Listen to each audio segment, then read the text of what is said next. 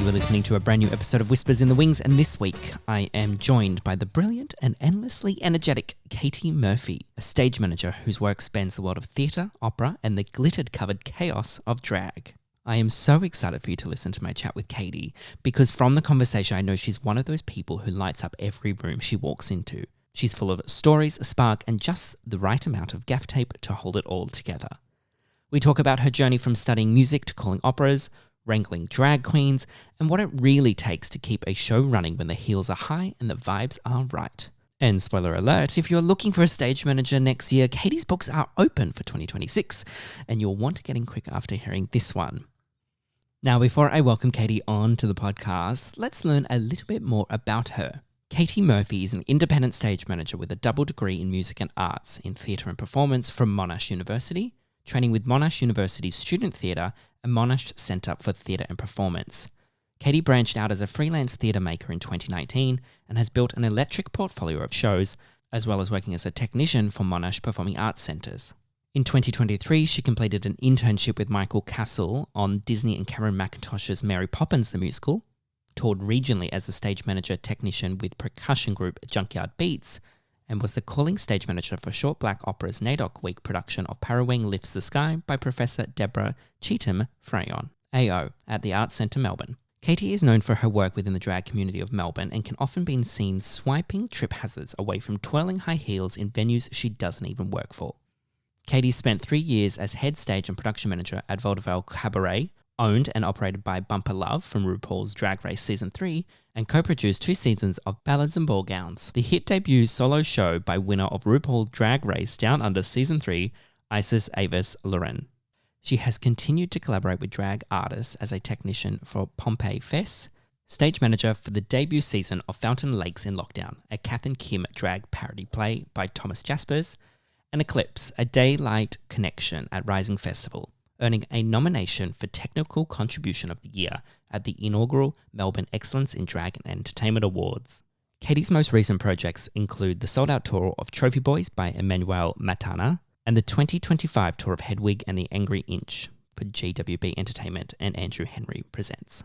Now, before I bring Caitie into the studio, I do want to let you know that this episode touches on topics of safety and well-being within the live performance spaces. If you or anyone you know is in need of support, please reach out to Support Act, who offer a free, confidential counselling service for anyone working in the Australian music or the arts by calling 1-800-959-500. If you're overseas or outside the entertainment industry, please reach out to your local support services.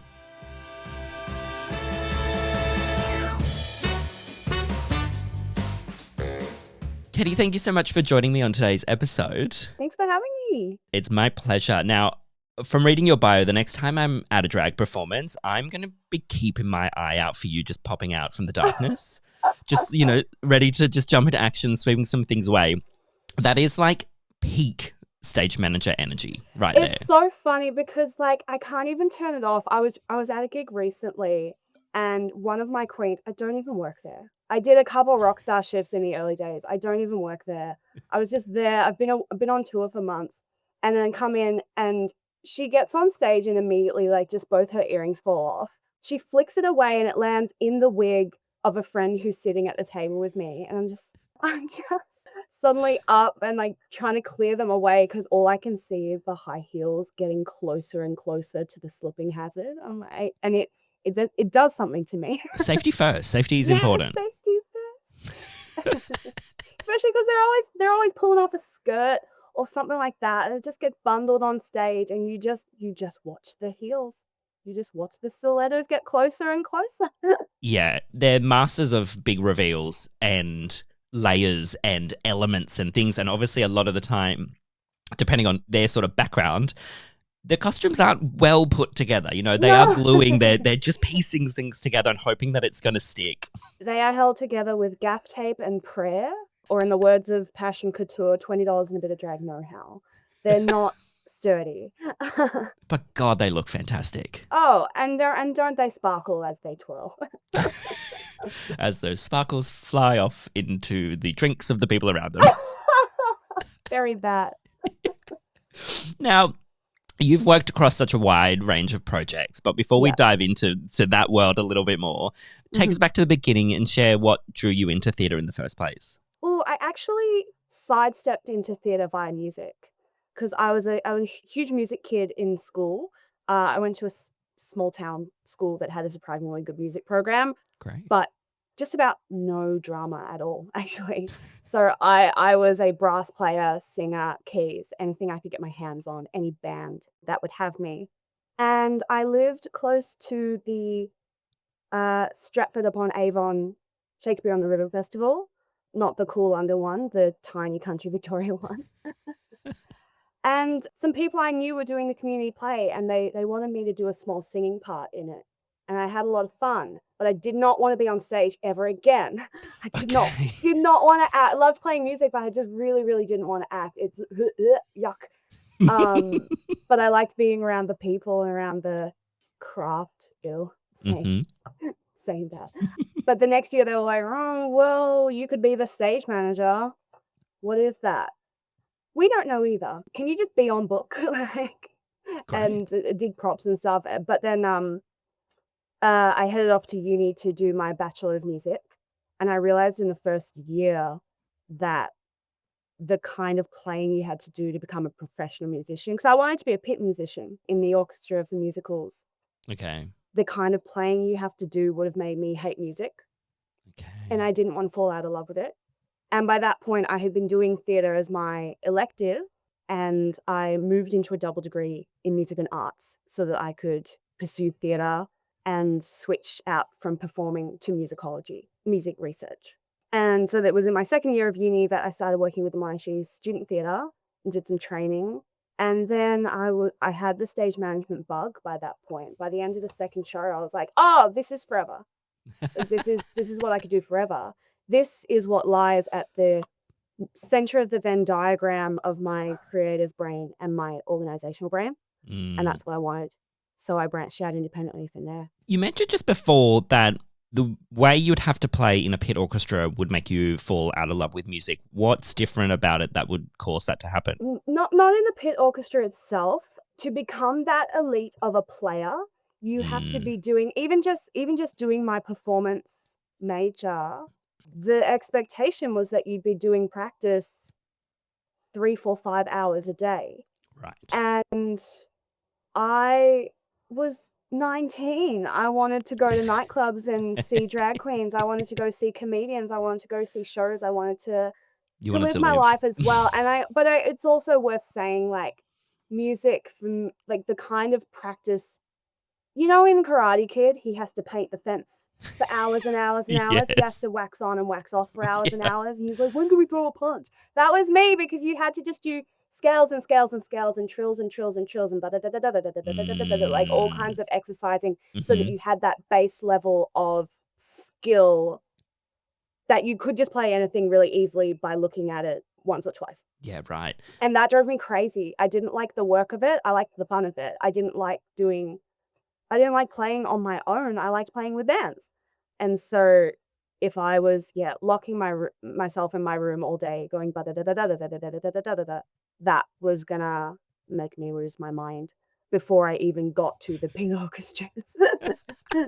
That was the thing. That's so fair. Yeah. Obviously, you studied a double degree, which I could never imagine having done. Doing one was enough. Yeah. How do you feel having the mix of that double degree has helped you with the work that you do today? Oh, I feel great about it. I'm like, it's not heaps that makes me be like, yeah, I did that. This is something that I'm really proud of, especially that, like, sticking it out and getting my music degree, it really adds strings to my bow as a stage manager when it comes to the music side of thing. Obviously, they're often intertwined.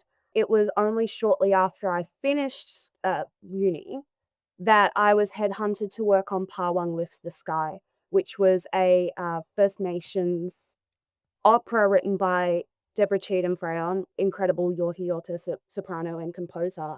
And she found me specifically through my website because she saw it and she said, oh, I'm seeing here that you're also you've got your music degree from Monash. I'm a lecturer there. And I was like, yeah, you were my lecturer. Um, she had actually overseen my last assignment as like a guest, Oh, amazing. a guest tutor, but it had all been on Zoom. We'd never met or anything like that. Mm. But as a reading musician, that helps me a lot when I'm calling from a score. It's not just a 4/4 pop score, it's an opera, and it's not Mm. even in English. I can't cheat with the words. It was in Wadawurrung. There were Mm. large Mhm. sections that were in, recovered Indigenous language. You Yeah. can't cheat. You really got to be able to read music and cope with, you're not just tapping your 1, 2, 3, 4s on every bar. That it's mucking around with all different key signatures and whatnot. So I find it really helpful in that sense, being a reading musician, as well as also I studied music and culture. And so it does also just charge me up, seeing the way that the orchestration comes together. Having just worked on Hedwig and the Angry Inch, there were some days that the actors would split off into one room and the band would keep going and my SM would go with the actors and I'd stick with the band. And I would just watch them in awe because it was so good and I could follow everything that they were doing. I was like, damn, God, they're geniuses. Like under Victoria Falconer's music direction, she'd be like, what Mm. about this? And my mind would explode because it was just so much fun. It adds in ways that you don't always necessarily expect, especially when it comes to operating in a way that supports what's going on with the action and the music. Last year I worked on Trophy Boys by Emmanuel Matana, and there's a section in it that has a bit of a drag performance. Like it's sort of a mind dream, like fantasy moment where the music cuts in and out a lot of times, and just Mm. having the you'd be surprised how much music adds to comedy. Like it's not just Sure, a sure, sure. backing track. The timing and similar is a big contributor. And so I have a lot of fun being able to integrate those things. I think it's a really valuable skill. Obviously, my level of music is very bass, like bass level, not as a baritone. Okay, double entendre. I see you. Yeah. You're welcome. But it's something that I didn't, really studying at night. We didn't really explore much of music reading. Like there was score reading, but it was like a term, and you had a class every fortnight for 2 hours or whatever. So it was really limited. But I think that's probably something that I missed going into my career in stage management is having that ability to just pick up a score and instantly sort of be able to read it without having to go, okay, so following it here, okay, looking at those words, as you said. It was towards the end of being in stage management that I actually started doing opera shows. And I felt by the point that I got to there, I was like, oh, okay, I can pick it up a little bit better because I've spent that sort of self-teaching time. But I think if the listener is looking at getting into that sort of opera musical world, I think it's really important to focus on studying a little bit of music to just help make it easier for you. Yeah, I guess I've never been without it, I've been sort of in and out of music lessons since I was 5 kind of thing. Like I went from choir to keyboard to euphonium, trombone, and if it like at one point I had my trombone in my hand and a vocal mic next to me, and I would just go from trombone to backing vocals. Like I just Wow. wanted an instrument in my hand all the time. Yeah. And so I guess I don't have any perspective of what it's like to try and SM without that Yep. base level of musical understanding. But even just in my research, a lot of what I enjoyed studying was the emergence of 20th century genres and what led culturally to the birth of jazz and how that rippled into soul, blues, through to R&B, through to hip hop, through to rap and what we have now. Mm. And so I'm never kind of not thinking about how the music that's been chosen really fits into the action, be it in, mood, style, culture, vibe. Of course, Hedwig was very punk and Mm. very 80s inspired. And a lot of the lines in the play are lyrics from songs. And if you didn't know the songs, you might just miss that this person is just talking in lyrics for half a paragraph. To me, it adds to the richness of the tapestry of the show, Mm. that understanding. It makes me very happy in any case. Look, and I think obviously makes what you do more appealing for yourself, right? Yeah. And you're finding a way of obviously not only loving what you do as a stage manager, but also loving the music and the atmosphere and the Yeah. sound, and especially working with someone like Vicky and some of the other incredible people you have worked with Yeah. that really allow that exploration of music within theatre Yeah. outside of that sort of like, oh, we're just doing a musical and this is what's set, but there's so many layers to it.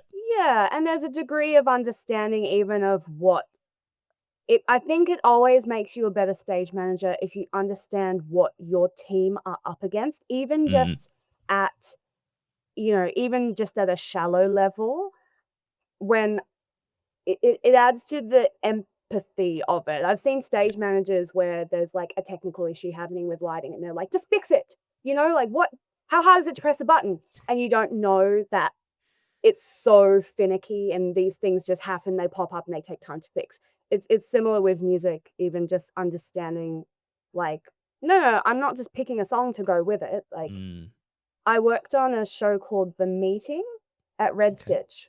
The plot of it was imagining a world where Martin Luther King and Malcolm X had a secret meeting and they had a back and forth about how to achieve what they wanted, because Malcolm X was a bit more radical and Martin Luther was very, very anti-violence. And that play began. I still hear it in my head, just this distorted, dreamy, underwater version of oh gosh, I'm going to embarrass myself by not even remembering the name of it now. Like, I was born by the river in a little town, but just like spooky gothic. All right. And it was so clever. And there were moments where like Strange Fruit by Billie Holiday would wander in and wander out of the background of it. And again, it's another period of music that I studied, and it just made it that much more haunting in a huge way. I'm always going to fall in love with what I'm working on to some degree, because you are watching it every day and you're watching every part of how it develops over time. You know it so intimately that you're always going to find something about it that just scratches an itch and makes your eyes roll back in your head. Like, there's always something for me. I think that's a really perfect thing to experience, working in theatre, because it's a group of artists coming together to create something really special for them, but also for the audience. Yep. Now, on that, let's get into the world of glitter and drag, obviously. A space where you've made such an impact. What drew you there? What drew you to that community and those shows? Oh my gosh. I grew up in a small town and it was too small for me. I was so stifled by the time I was leaving it. I was so bored. And everyone just like there's more churches than people of color out there. Like, I gotta be real. Right. And church, like, this is so silly, but they were all trying to be Jeans West commercials. Like, they all were trying. The fashion of it was always, if people put in any effort at all, they were trying to look like effortlessly chic. Oh, I'm so stylish, even just in a black t-shirt and jeans. And it drove me insane. And I tried so hard to like shrink myself to fit into those circles, and it drove me crazy. And when I moved to the city to study and realized that I have free will and can wear the strawberry shirt that I wanted, I started going to see local drag shows, and it was just it was really a beautiful, wonderful time when I first started going out, because suddenly I was surrounded by people and making dozens of friends who were as outrageous as me, as colorful, as glittery, as sequiny, as feathery as I wanted to be, as and so unapologetic about that. And these, queens and queers, they just loved me harder and better than anyone at church ever did. Shockingly. But it was just, suddenly there was a place where I didn't have to shrink. In fact, I was small in comparison to the rest of them. And it's been really, really, it feels like home in that one. I think that's so beautiful. We know that the drag community and the queer community are all about chosen family, and I think that's so lovely that you found your chosen community within that. Yeah, this is such a stupid anecdote, but I've been on tour for months, and coming home and hanging out with my queens, my gays, not just any queers, mine specifically. Recently, I was club hopping with a good friend of mine, queen, and I turned to her and I said, "Oh my gosh, have you seen the Instagram account that just posts that same video every day of Cher saying wagon wheel white Tulsi?" And she turned back to me and she said, "Oh my God, it's up to day 158 now. Isn't that crazy?" And it was just the perfect interaction. Where in the world could I have a flawless exchange like that? But in my stomping ground with my queens, it felt so good. Like, I didn't know that was a thing. I'm gonna go and have to look that up now. But just like to be with people that get you. Are they still going? Oh, I'm sure. My God, I can't wait to go and look into that. There's something huge to be said about finding people who get you even in this stupid minutiae of ways, I guess. It's so beautiful. You've obviously connected with such a fantastic community. What drove you into collaborating and creating with them? How did you come into stage management within that group? It was their idea. Great. As I became closer with them, obviously the place I ended up working, Vaudeville Drag Cabaret, I was a regular there. I would walk in and the bartenders would go, "Oh, Katie's here, get her a lemonade." They stopped making me pay to see the shows. They'd sit me on the stool in the back of the room, Katie's stool, and the queens would get word that I was in and they'd start poking their heads out one by one to say hello. They'd sneak me free dessert. And as I became closer with them and closer friends and stuff and started to know each other like outside of the clubs, I was talking about the show I was working on. And people started saying, "Oh, Katie, I didn't realize that was what you did. Do you want to help me with my show?" And it snowballed from there. So that first sort of drag engagement for me was working on Isis Avis Loren's show because she wanted to do a solo show for Midsummer around that time. And it was to be held at Vaudeville. And so I went in for a meeting with Bumper Love, the owner of the Drag Cabaret, to work out the venue hire agreement. And she also was like, "Oh, I didn't know you do this. Do you want to work here?" And I was like, "Wait, oh, my dream come true? Yeah, I guess so." And so across the 3 years that I worked there, I kind of became known and understood within the community that that was what I did. And that not only did I have those skills, but I had that knowledge and understanding. You could have pulled any SM or technician off the street to do it, but I really understood the mood and the goal and the methods, I guess, like the patter and the structures and the formulas that came with getting shows like that together.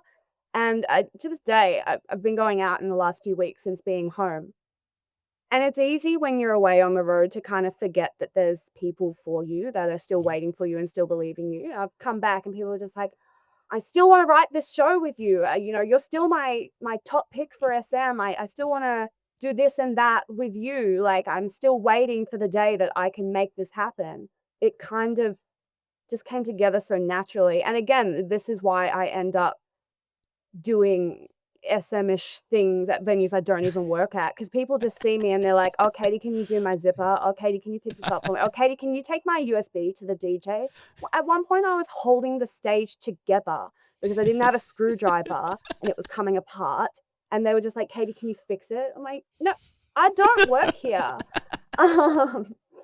You have no idea the zips I've zupped. Like, at this point, people just see. At one point, someone recently came over and was like, "Oh, could you please just do this up for me?" And I said, "People pay me good money to do up their zippers." And he was like, "I know, that's why I asked you for it."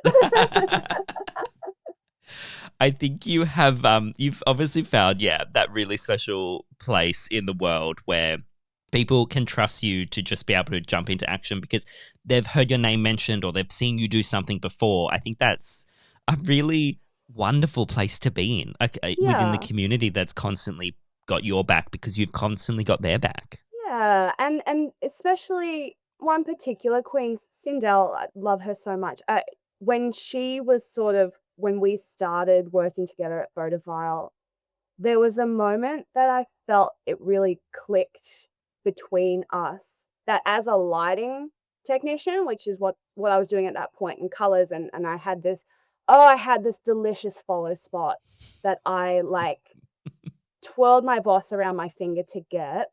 It's And there worth was it. a moment she came on stage, she was doing a mix of a Whitney Houston song. It started off very dramatically, and the spotlight just came up on her, and the room gasped. And in that Mm, moment, she kind of understood in her head, "Oh, I get it. Katie's mm, not just here to, like, do things for me. yep, She's here to augment me. yep, She's here to be, like, making me look my best and adding to my performance, not just facilitating it." yeah. And that's exciting for me and exciting for them. But yeah, I guess there is an amount of trust, which is really nice now that you pointed out. Now, obviously, stage management is often about keeping order, but drag thrives on chaos and improvisation.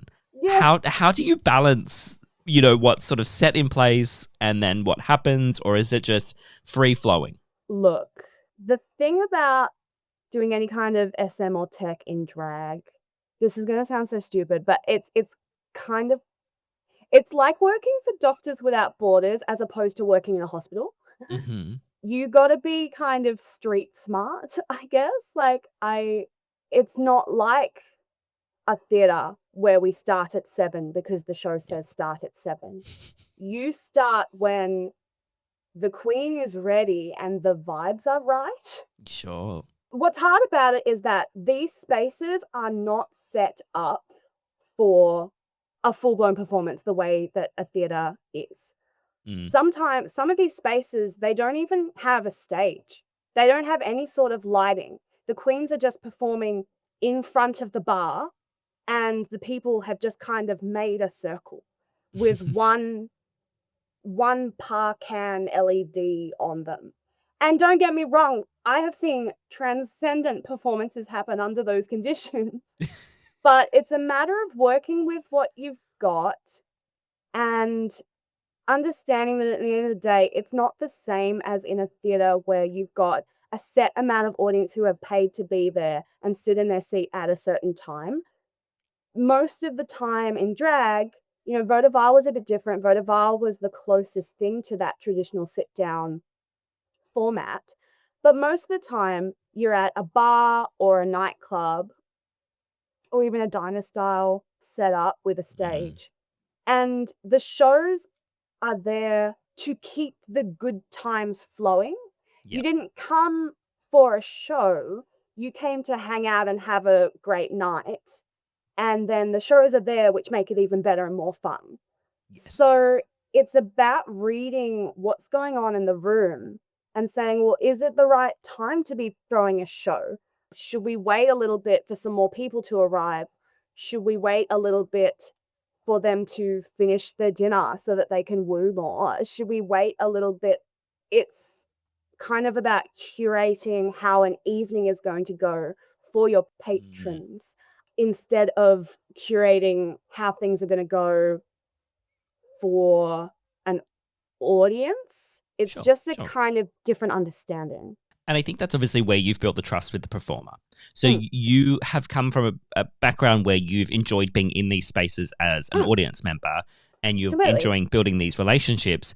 So you've got that sort of full world experience of knowing what the queen requires as well as what the audience kind of want.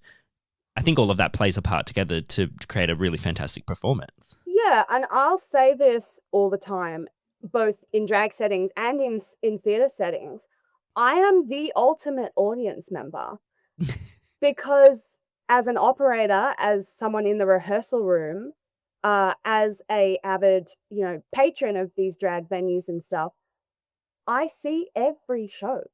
Mm, I see how people react to it. I see every offer that you throw out, and I'm in amongst the people who are reacting to it. So I have a kind of ironclad understanding of what's landing and what's not landing, and Yeah. how I can support that, and how I can be a ally, for lack of a better word, in helping them reach that goal, which is that, you want the audience to go crazy. You want them to be having a stupid good time on their hens night, on their milestone birthday, on their, Mm, Friday night, whatever it is that is going on. You want them to look up and see something and go, wow, it's so fantastic. It's so big. It's so silly. I can really let loose and blow off steam watching this because I'm allowed mm. to woo. I'm allowed to be part of it. I'm allowed to interact. And when they get off stage, they're tangible. I get what that excitement is like from an audience perspective. And I want that for them as much as the queens do. I think that's really poetic in a way, isn't it? Yeah.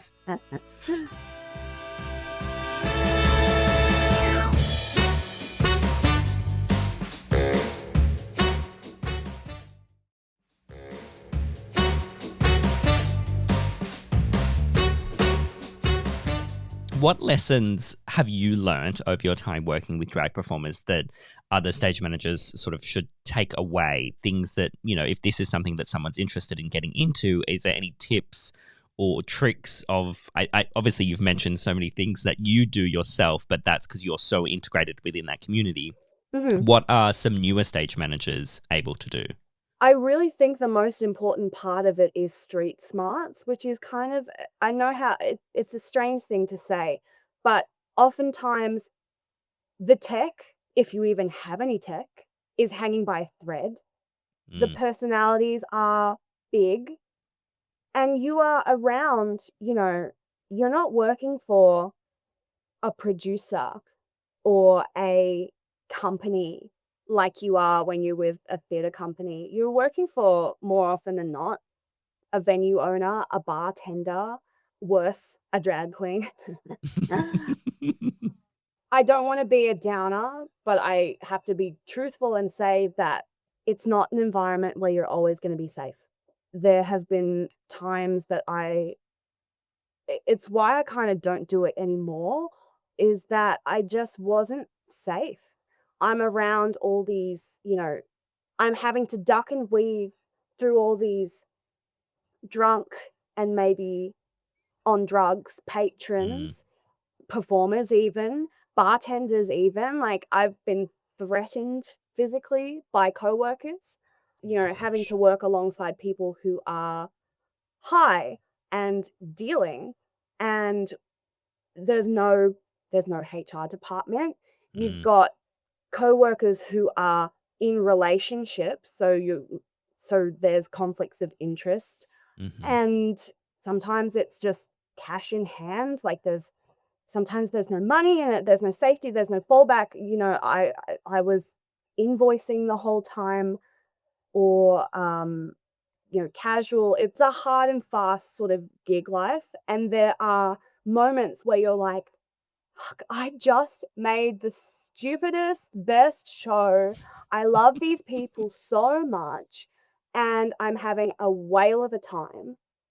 But then there's other times where, like, I'm going home having, like, I'm being terrified on shift because someone held their scissors in my face. Gosh. Someone grabbed my ass whilst I was walking through. Someone did this, someone did that, and it's also hard. Like, I'm 5'1".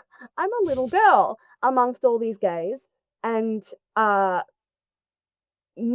very mixed audiences that come and go. And it's a matter of deciding, like, do I feel that I can protect myself well enough? Do I feel that the people around me are going to protect me well enough? Is the fun that I'm having worth the risks that I'm taking? And sometimes it is, and sometimes it's not. It depends on the venue and the mix of people and the patrons and stuff. But yeah, that's the dark underbelly of it, I suppose. But I mean, there were times at Vaudeville, like, because it's not often a space where they can afford to have someone that is purely straight and forward, a stage manager and technician. Mhm. I would be getting there early in the night, doing all the place settings, then I'd be bartending, I'd be hosting, I'd seat up to 150 patrons across 2 different rooms. I would take the first show in one room, take the first show in the other room, bring everyone their food, take the second show in one room, take the second show in the other room, pick up everyone's plates. Gosh. And then I'd move everyone into the front room so that I could MC the late shows. I've got one hand on the lighting controls, and in the other hand, I'm going up, give it up for Linda! And I'm like muting my own mic and then hitting the track and stuff. It's a hard and fast lifestyle. I'm doing 13,000 steps in a night. And I kind of liked it because I could wander around in my silly pink shirt and be like, like, welcome. And the patrons would get to know us. We were part of their night. They knew our names. They wanted to chat with us. They wanted to buy us shots. They wanted us to party with them because we were an experience, not just a bar. Yep. But at the same time, like, you can't do that every night for your body, for your sanity. It's about being really aware of where to draw lines, I think. Yeah. I just want to say, firstly, thank you for being honest and open within that conversation, because I think it's something that a fresh stage manager or fresh technician wanting to get into this sort of part of the world that is just like you, has been experiencing drag for years, whether that's through TV or actually in person, who goes, great, that looks so much fun. Yeah. But as you said, you are working in environments like bars and clubs and things, and you do find yourself around people that are intoxicated or on drugs and all of that sort of stuff, and you need to do what you need to do to keep yourself safe. And if at any point you don't feel safe, then you shouldn't be doing it. Even if you love it, I think if you love it that much, but it's putting you into an unsafe environment, then you shouldn't be in there. Yeah, and it's a hard line to draw. Like, I started working there, I was 22, and I was starry-eyed. You know, you've watched Drag Race and you thought, oh, it's so camp, it's so fun, and they really were lovely people to work with. But at the same time, like, it wouldn't be right of me to come on here and romanticize it completely and rose-colored glasses it, because the truth is, things might happen. You don't have that same infrastructure of support that you might in a traditional theatre setting. You got to find the lines of what is too much of yourself or too much of your time or too much of your work or too much of your creativity to give to people who may or may not give it back.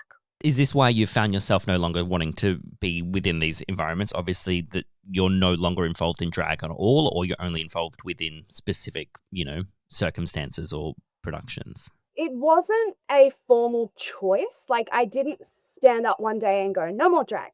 For one thing, I finished uni, which freed up more time to do like actual full-time gigs. Yep.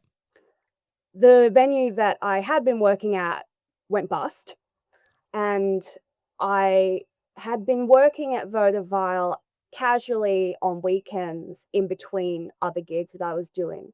And while I could still have fun there, I wasn't growing. And so I wanted to be getting into bigger and better and more professional work in theatre and as a stage manager. But I guess I haven't kept in touch with it. There's been some opportunities that came up and I've entertained them for a bit. But then when they've fallen away, I haven't been in a hurry to chase them back. Sure. Because I do have so many friends and so many connections in this world, there are people who could turn around and be like, Caitie, can you do a Rockstar tech shift? Our guy is sick. But yeah, absolutely. And I'd be willing to, negotiate into different spheres. But I think I know and carry with me now a bit more about like, these are my hard boundaries. And if you're not going to be able to comply with these things, it's not something I want anymore. I'm getting older and I'm getting more sure of myself and I'm getting to understand the value of my work and my experience. So there's some boundaries there. But I mean, I have still been doing stuff since Vaudeville went down. I did a show called Eclipse for Rising Festival, which was fantastic. Oh, it was so stupid, outrageous, and fun. It was with a Daylight Connection and some amazing Indigenous queens as part of Rising Festival at the town hall. Stupidly fun. So silly. Giant catwalk in the middle of the lower town hall with this epic world-ending apocalyptic drag battle happening on it. The photo that I sent you is of me on stage rolling out the gay man pride flag that was the size of the stage. Oh my And I just had to, gosh. like, we had to get on stage and make it cover the entire stage. Like, so there's still so much room for drag in theatre. Like I said, Trophy Boys had a King production that was choreographed by Keith.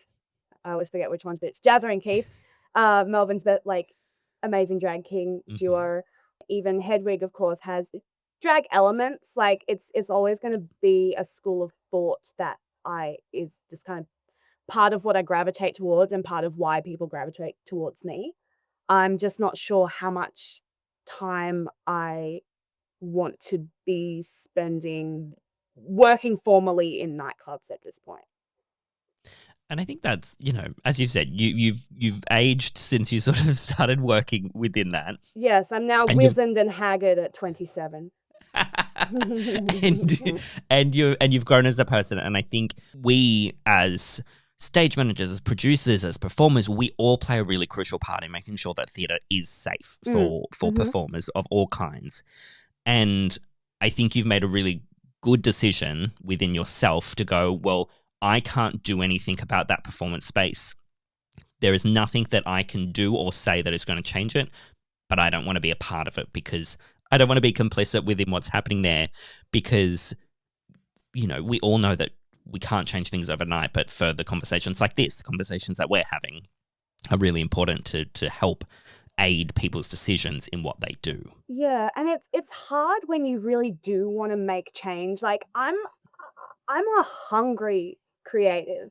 I want to make things better, bigger, see more people. At Vodavile, like towards the end, I started taking over like elements of production management, trying to get more outside performers in. We hosted solo shows and improv and things like that. And there were all these changes that I wanted to make. I wanted to improve this and that. Like I had a stage and I wanted to hold on to it so badly because I just wanted to do things with it. Yeah. And it was such a good stage, and it just wasn't to be because it wasn't mine as much as it needed to be for me to be able to do those things. And it's frustrating for like there's performers that I know who have that hunger, who have amazing creativity, amazing brains to be able to create these big production shows, and there aren't stages for it. There isn't money for it, not since the Greyhound shut down, not since Vodavile shut down.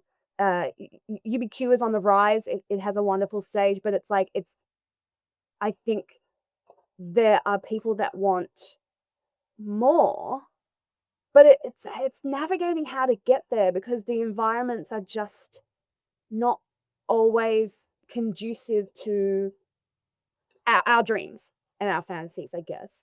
I once heard someone describe drag as the redheaded bastard child of the arts, and which is not derogatory towards it itself. But the thing is, as a queer, it's more about how the world perceives it, because as an inherently queer art form, there's always been an element of underground, an element of fringe to it, an element of they won't give us this space, we have to make it ourselves.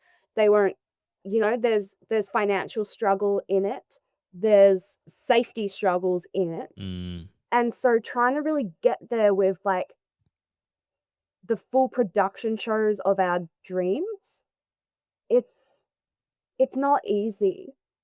And you also want to strike a balance between keeping like kind of the scrappiness and the rough around the edgesness of drag that is something we love and is something that is why I don't even watch, you can't even stomach Drag Race anymore because it's all so polished and they're all taking out $25,000 loans to get their outfits. Like, no, I want to see it falling apart and I want to laugh because you forgot to wear a pasty underneath it. I miss the drama of someone putting something together that's really stupid.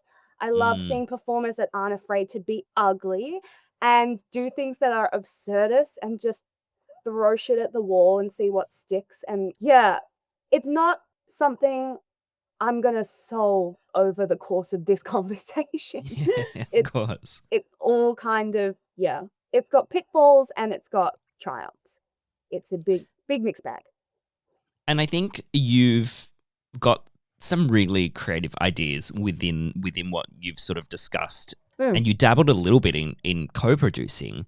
Would you explore that more? Would you explore that producing world to give those artists that opportunity and finding that safe space for them? Or are you sort of more focused on your stage management for the moment? Look, the reason that I stage manage rather than production manage is that I like to be close to the action. Sure.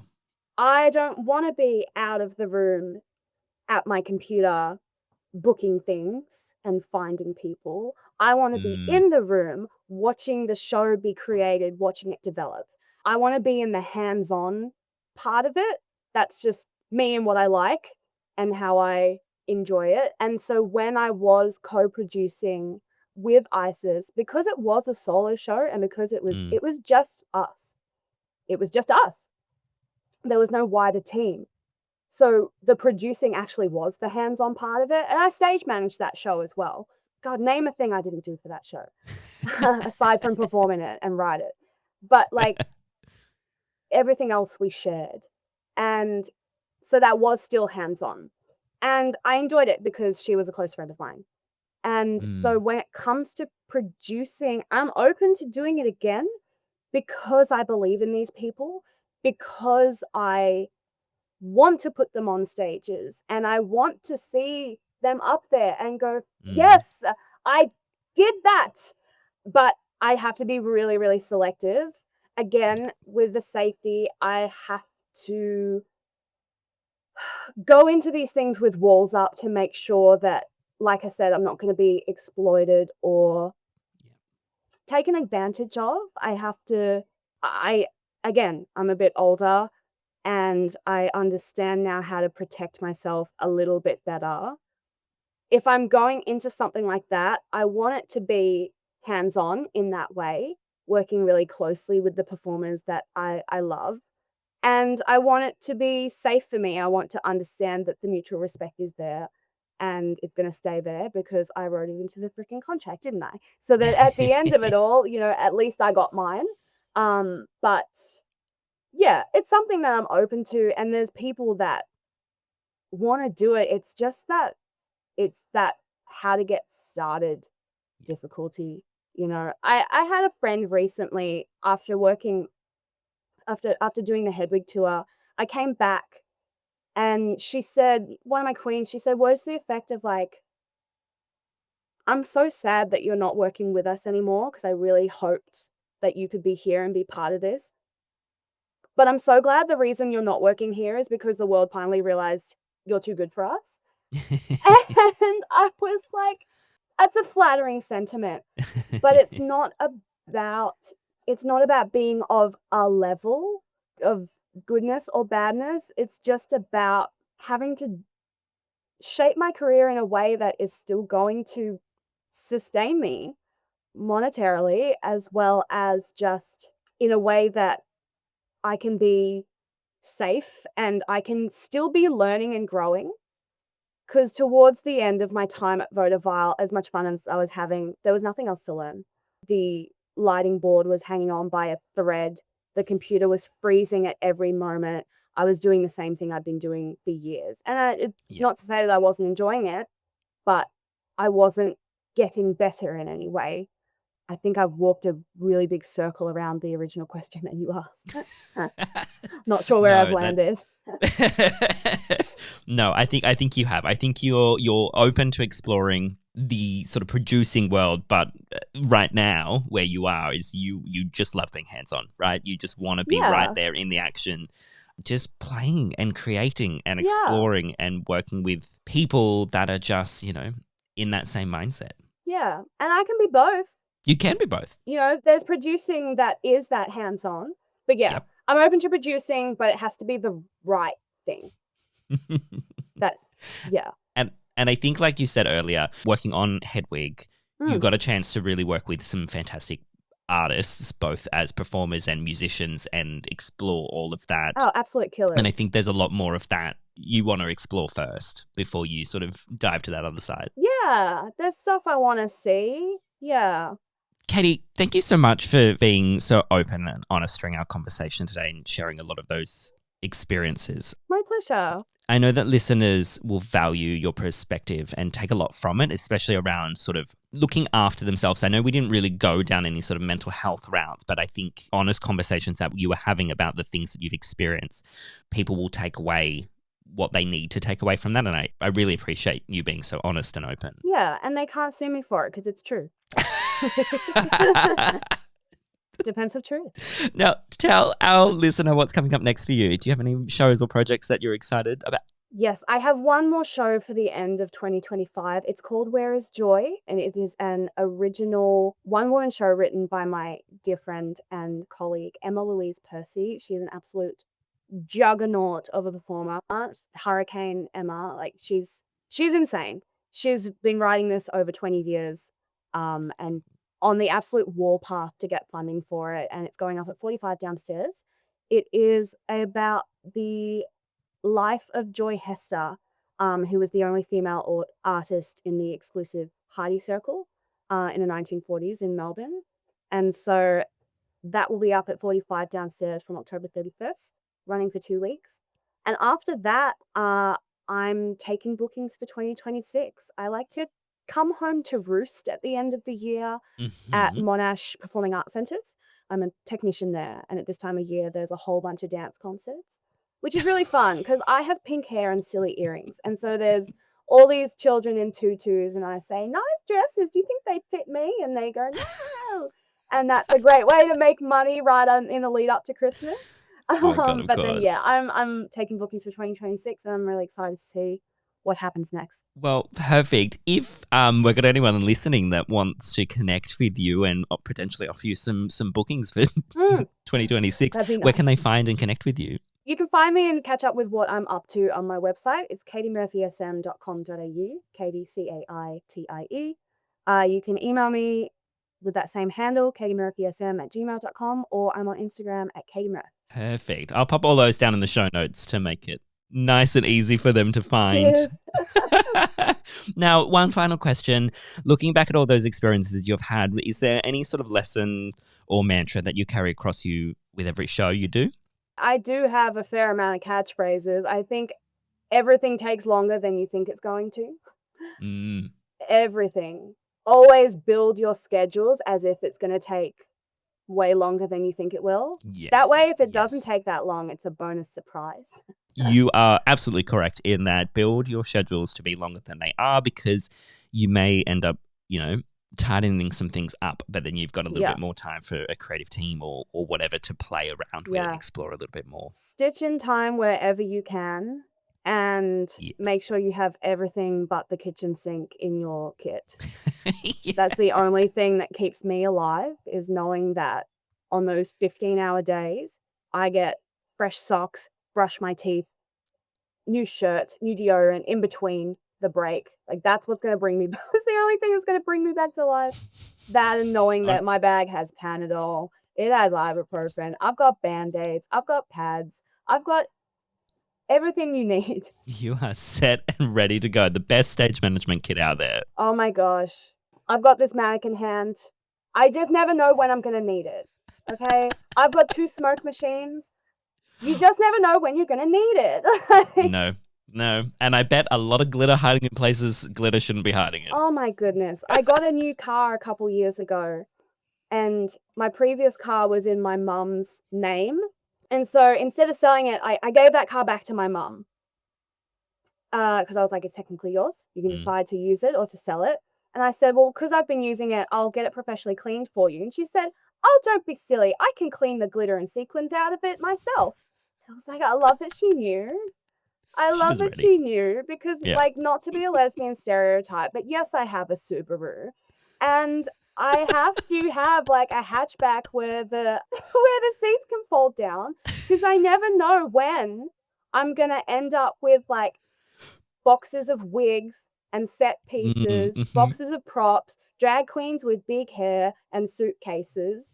You gotta have it. You are always prepared. Always. I had a performer, I gave her a lift the other day, and she got in my car and she picked up my shoes and she said, "Oh, those are the stage manager's shoes," and put them on the back seat. And again, I love that she knew, because they had 4 feet of padding underneath them and they were held together with markup tape.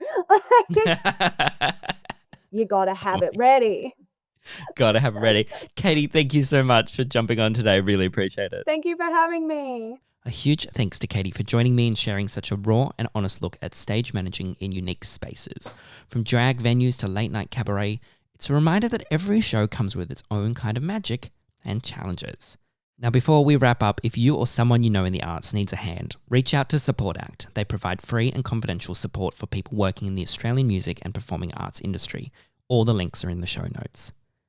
Now, next time on Whispers in the Wings, I am joined by Dale Norris, a production manager and show caller with a passion for sustainability, fireworks, and crew welfare.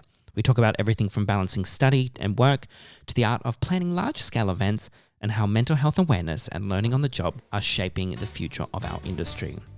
Until then, get out and see some live theatre, because there's nothing quite like it.